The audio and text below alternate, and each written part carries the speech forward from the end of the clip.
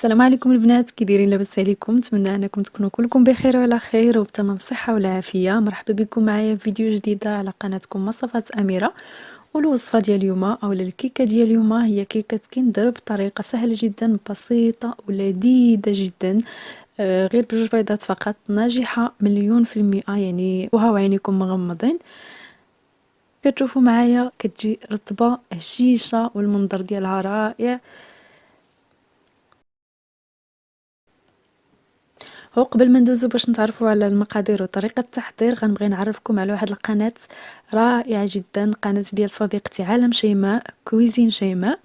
كيف كتشوفوا معايا قناة متنوعة جدا، فيها وصفات الطبخ، فيها وصفات ديال العراضات، فيها ايضا روتينات، وفيها فيديوهات خاصة بالمشتريات. المهم متنوعة بكل ما للكلمة من معنى، يعني غتلقاو فيها كاع داكشي اللي كتبغيو. غادي نخلي لكم الرابط ديال القناة ديالها لتحت في صندوق الوصف، وغادي تلقاوه ايضا في اول تعليق.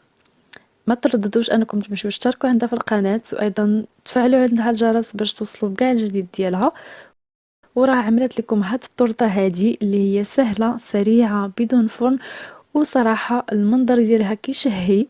هذه هي اللي عملتها لكم، وغادي تلقاو الرابط ديالها كيف قلت لكم في صندوق الوصف وفي اول تعليق. دابا ندوزو للوصفه. غنحتاج في المقادير جوج ديال البيضات، غنحتاج سكر فانيلا وخميره الحلويات 11 غرام.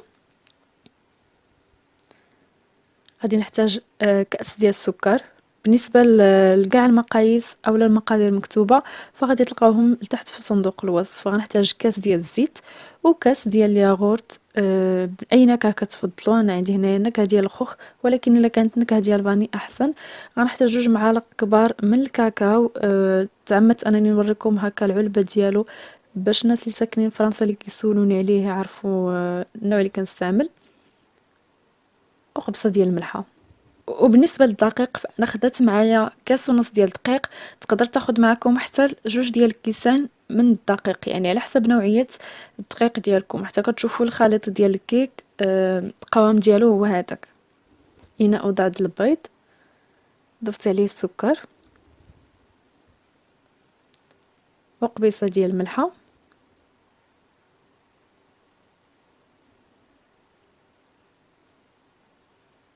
والسكر فانيلا. غادي نخلطهم كاملين.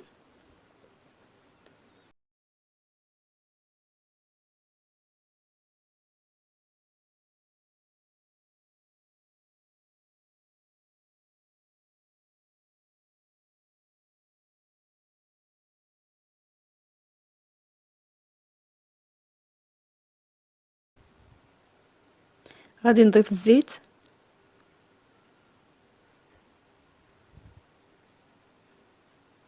وغادي نضيف اليوغورت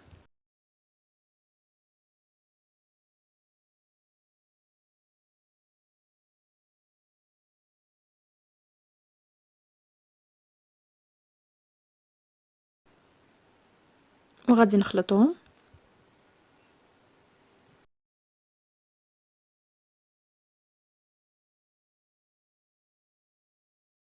هنايا البنات غادي نضيف الكاس الاول ديال الدقيق في الغربال، وزت عليه نص كاس اخر ديال الدقيق، وضفت عليه خميره الحلويات كما قلت لكم 11 غرام، وجوج ملاعق كبار من الكاكاو.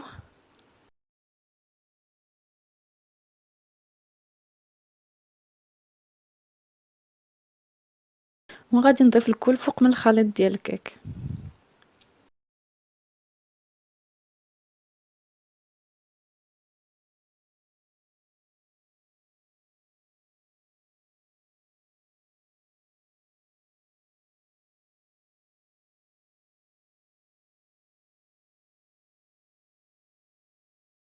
هذا هو القوام اللي خاصكم تحصلوا عليه، ما كيكون لا ثقيل بزاف ولا خفيف.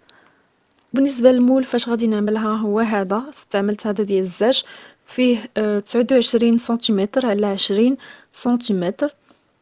فرشت فيه ورق الطي، وغادي ندير فيه الخليط ديال الكيك، وغندخلو الفرن يكون مسخن على 180 درجه من الاسفل فقط حتى طيب لينا الكيكه وتخرجوها. هي كطيب بسرعه.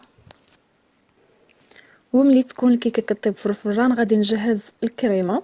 عندي هنايا 2 علب من الكريمه السائله اللي فيها 30% ماده دهنيه، ضروريه البنات باش كطلع لكم مزيان. فيهم 20 سنتيلتر. وغنحتاج ايضا علبه ديال الماسكربون فيها 250 غرام. وغنحتاج ل4 ديال المعالق من السكر ناعم ولا السكر كلاصي. في اناء غادي نوضع الكريمه.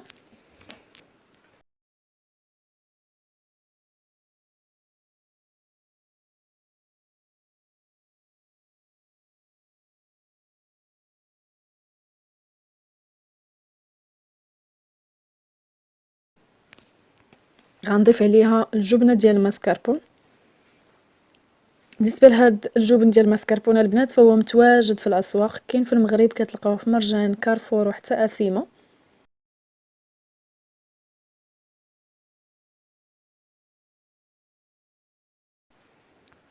غادي نضيف عليهم سكر ناعم 4 معالق. وغادي نطرب الكل حتى تولي عندنا واحد الكريمه متماسكه.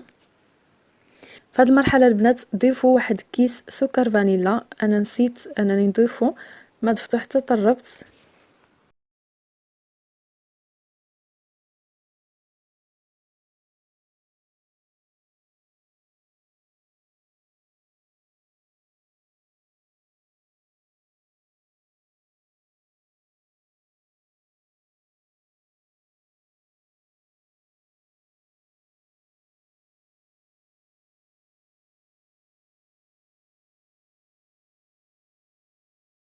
في هذه المرحله البنات فاش تفكرت انني ما درتش الفاني، وغادي نضيفو وغنكمل التطراب حتى كنتحصل على كريمه عاقده مزيان.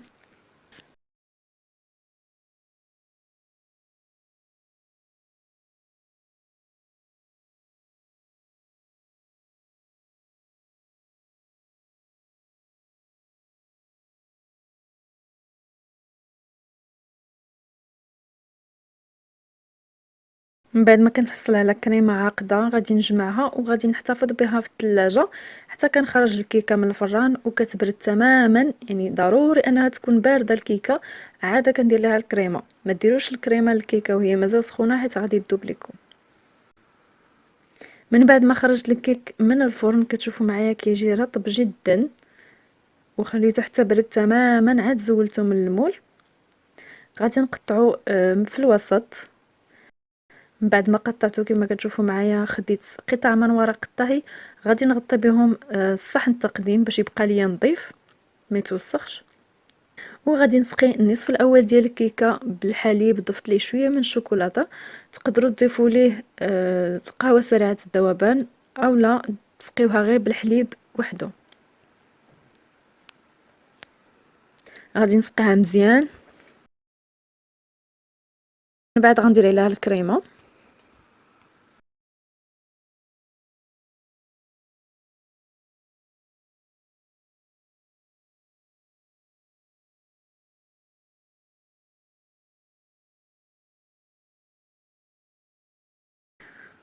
وغنسرحها فوق من الكيكه، غنحاول انني نخليها تكون طبقه متساويه.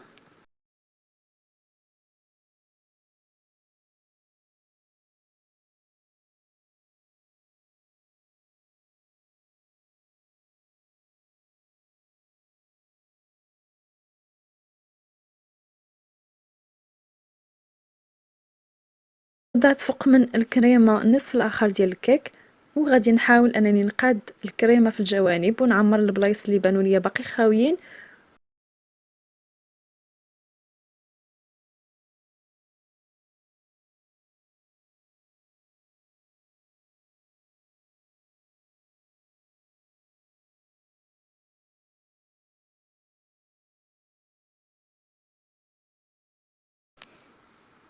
غادي نسقي ايضا الطبقه الثانيه بالحليب والشوكولاته. وغادي نحتفظ بها في الثلاجه بمثابه الكاناش. بالنسبه للكاناش غادي نحتاج 20 سنتيلتر من الكريمه السائله و100 غرام من الشوكولاته السوداء. عندي هاد الطابليت فيها 200 غرام، غنستعمل غير النصف ديالها. ضروري يا بنات انها تكون شوكولاته نوعيه جيده.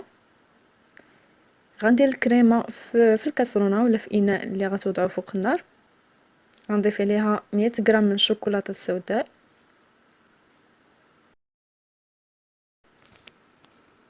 وغادي نخلطهم ونوضعهم فوق النار اللي تكون متوسطه مع التحريك حتى كتذوب الشكلاط في الكريمه، وكنتحصلوا على كاناش اللي هو متجانس. غادي نزولو من فوق النار من بعد ما كتذوب الشكلاط تماما كما كتشوفوا معايا. انا غادي نحركو حتى يدفى، يعني ما خاصكمش ديروه هو مازال سخون فوق من الكيك حتى يكون دفى. الا خليتوه حتى برد فغيعقد لكم، غير يكون دافي، يعني الحراره تقدروا ديروا فيها صبعكم وتحملوا الحراره ديالو. الا كنتو غتعملوا هذا الكاناش من قبل وتحتفظوا به في الثلاجه، فاعملوه في اناء وغطيوه بلاستيك غذائي اللي يكون كيلامس السطح باش ما يديرش لكم القشره الفوقانيه. ومني تبغيو تستعملوه دفيوه واحد شويه لانه فاش كيبرد كيعقد. من بعد ما برد ديال الكاناش شويه كما كتشوفوا معايا غادي نخويه فوق من الكيك،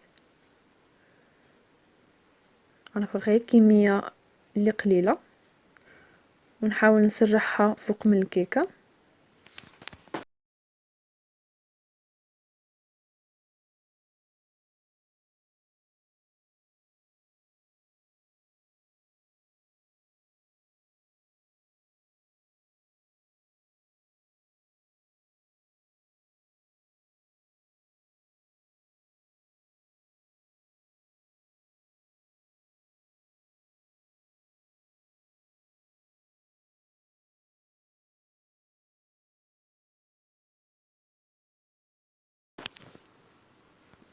وغنبدا ناخد كميه قليله من الشوكولاط وغندهن بها الجوانب كما كتشوفوا معايا. فاش كتغطيو الطبق التقديم بهكا بورق الطهي كتخدموا نتوما مرتاحين، ما كتخافوش انكم توسخوا الطبق ديالكم.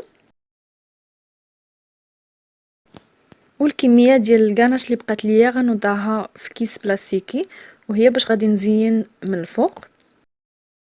نخلي الكاناش اللي درت فوق من الكيك يبرد شويه عاد غنزينو، ما غادي تزينوش مباشره.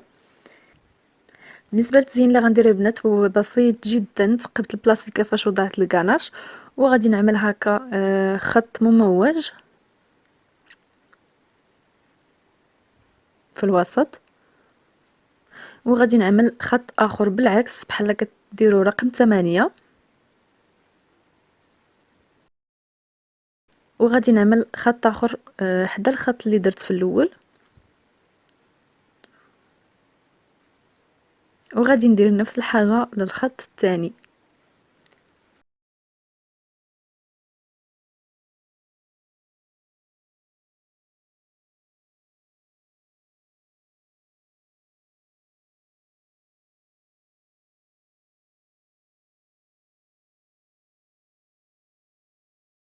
وبالنسبه للجوانب ف الطريقه باش زينت واضحه في الفيديو.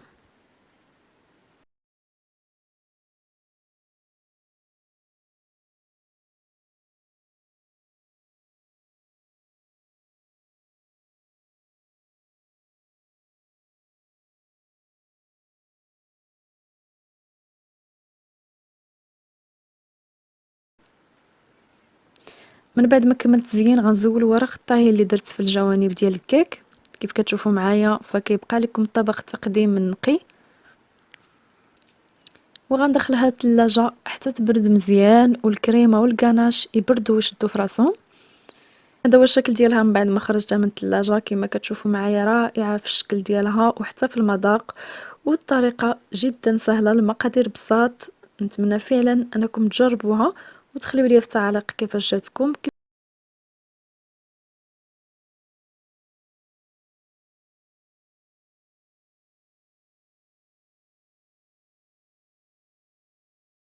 كيف العاده غنقطع لكم باش تشوفوها من الداخل. شوفوا معايا البنات كتقطع بسهوله.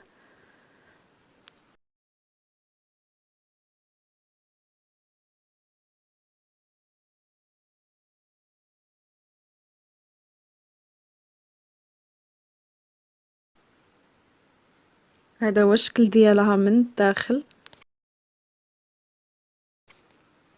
شوفوا معايا البنات القوام ديالها، الكيك كيتفرتت هشيش بزاف.